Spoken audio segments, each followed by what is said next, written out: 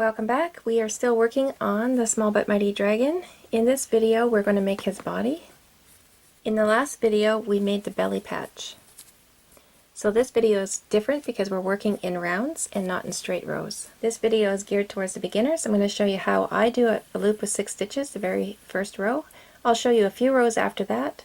I'll also show you how to decrease, how to do the invisible decrease, and how to stuff the body, and we'll also finish off together. You'll be needing some stuffing, the body color that you're using for your dragon, and your crochet hook. So let's get started. Working on the body now, we're starting right down here. This loop right here, that's a magic ring with 6 stitches. That's row 1. I'm going to show you how to do the magic ring. I just don't want you to get discouraged if you can't get it right away. The very first time I made a magic ring, I couldn't get it. I couldn't get it right. I tried and tried, and then eventually it finally clicked and I got it. But I didn't give up. I just took breaks when I needed them. And I know it can be frustrating. So just take your time and take breaks when you need them. I'm going to take this shorter yarn tail and I'm going to wrap it around these 2 fingers twice.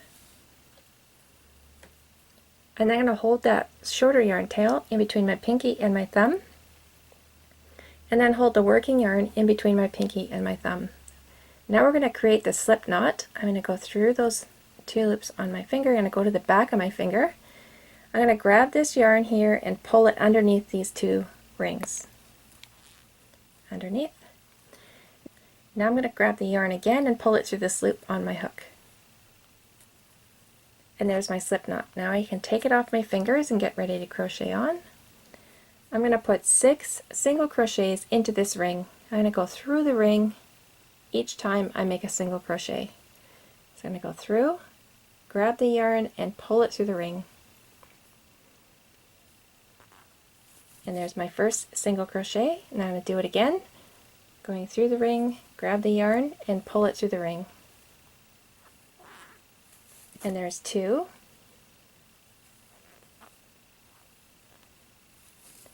3,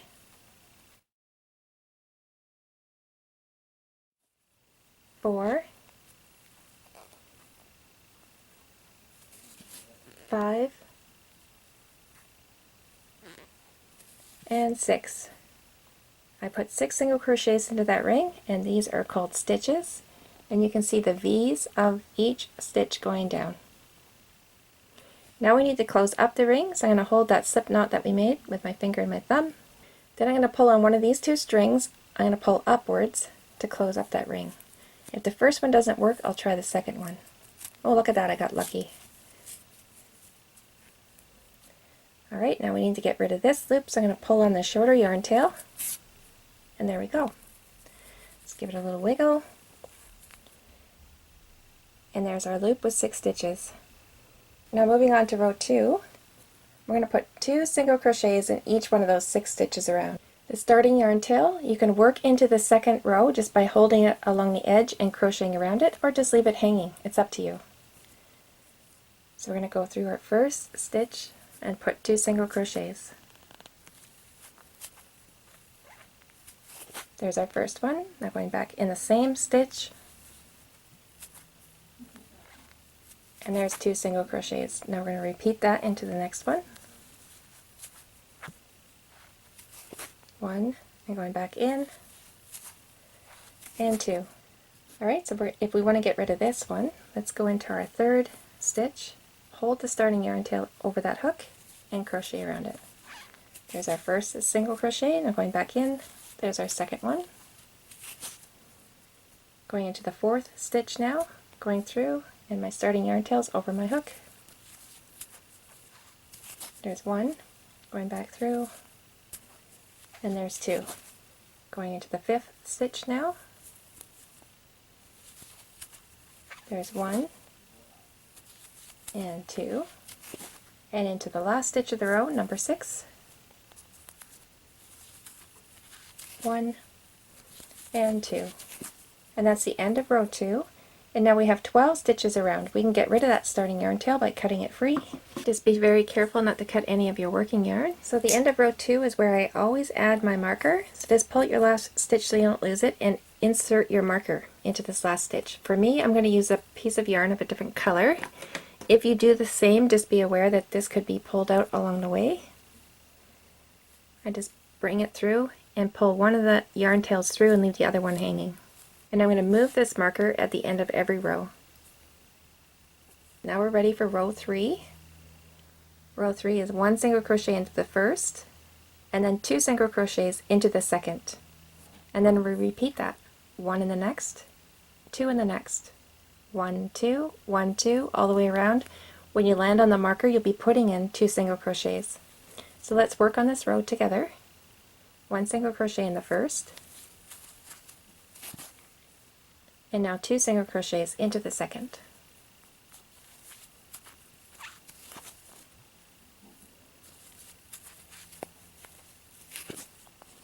And now repeat that. 1 single crochet in the first,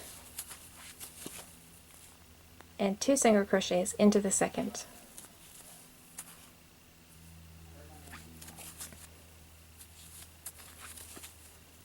We'll keep repeating. I'm just going to speed it up to the last stitch of the row. Alright, coming to the end, 1 single crochet in the next. And now 2 single crochets going to land on that marker, so I'll pull it out and put in my 2 single crochets. And that's the end of row 3, and now we have 18 stitches around, and it's a good idea to do a stitch count. Remember, the first one to count is underneath this big loop, and then the last one's right here. And you might notice that the piece is starting to fold up on itself, and that's totally normal. It'll start looking like a bowl. You want to stop and turn it right side. If you keep working like this, it's going to keep folding up, and pretty soon you'll be working inside out. So just stop and take a moment to turn it right side, that's all. So this is the right side, and that is the wrong side. Huge difference there. So now we're ready to move on to row 4. It's pretty much the same as the last row, except we're going to put 1 single crochet in the next 2 stitches, and then 2 single crochets into the third stitch, and then repeat that. 1 in the first, 1 in the second, 2 in the third. 1, 1, 2, 1, 1, 2, all the way around. When you land on the marker, you'll be putting in 2 single crochets. I'll do the first set with you. 1 single crochet in the first, 1 single crochet into the second, and now 2 single crochets into that third stitch. 1 and back in. There's 2. Now you're just going to repeat that. 1, 1, 2, 1, 1, 2. When you land on this marker, you should be putting in 2 single crochets. Now you can pause the video and hit play again when you've landed on that marker.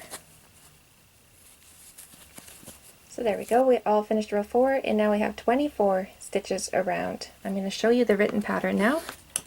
So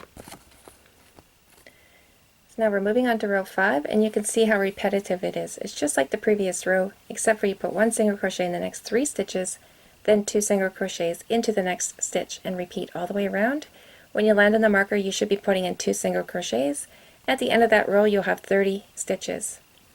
And then rows 6 to 10 is 1 single crochet in each one of those 30 stitches for 5 rows. Alright guys, you can pause the video now and hit play again when you reach the end of row 10. I'm at the end of row 10. I've already moved my marker, and I'm going to show you how to count the rows just in case you've lost track. All we have to do is count the rings, but we want to count behind the marker always. If you count in front, there's a little dip down here and it will throw you off by 1. So always count behind your marker. We start down here with row 1, that ring. 1, 2, 3, 4, 5, 6, 7, 8, 9, and 10.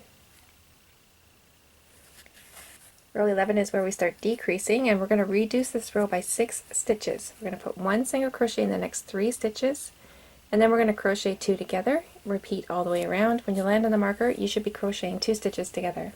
So there's 2 different ways to decrease. I'm going to show you the first one now. But first we'll put 1 single crochet in the next 3 stitches, and 3, and now we're going to crochet 2 stitches together.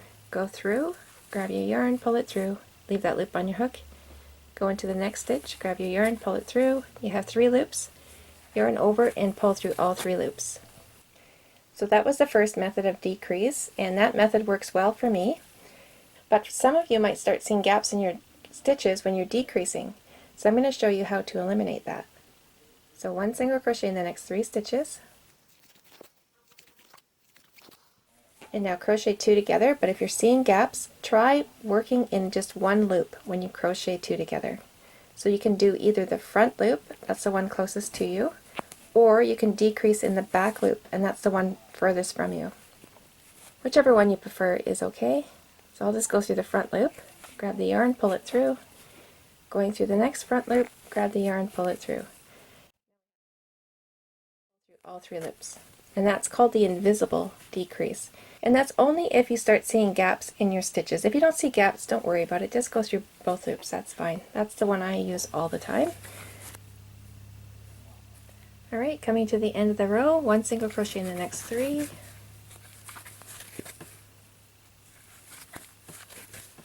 And now crocheting 2 together is going to land on that marker, so I'll pull it out and go ahead and crochet 2 together. You can go through both loops or go through one loop.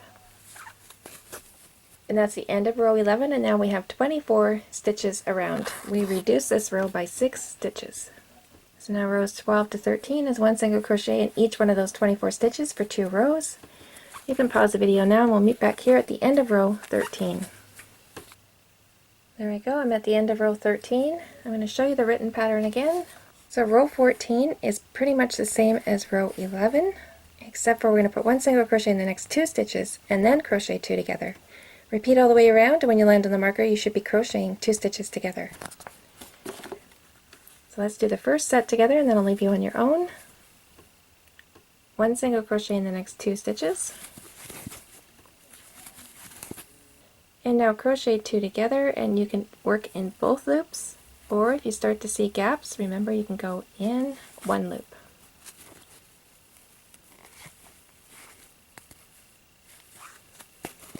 So I'm going to leave you on your own to refer to the written pattern, and we'll meet back here at the end of row 16 and we're going to stuff the body together.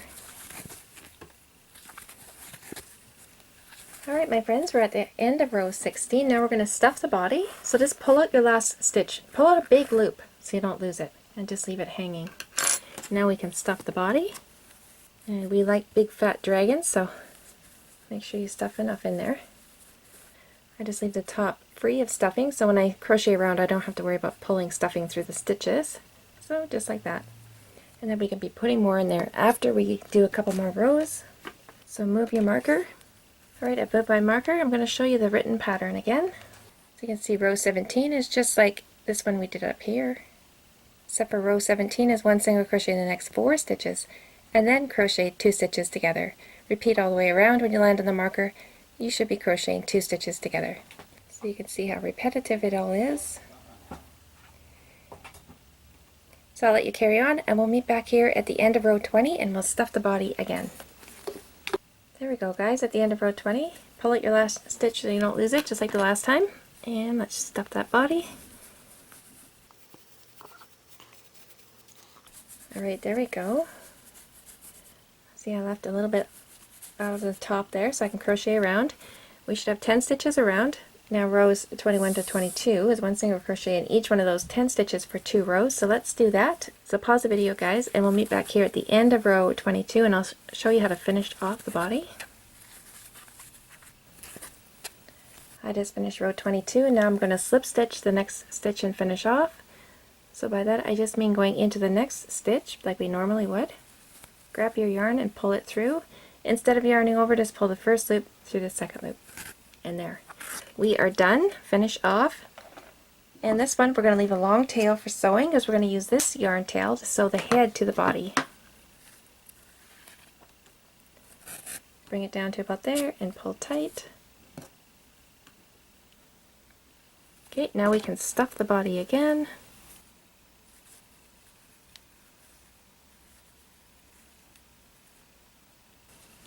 Alright my friends, that brings us to the end of this video. In the next one I'll show you how to sew the belly patch and the body together. And that video should be popping up on your screen. Click that little box and I'll meet you over there.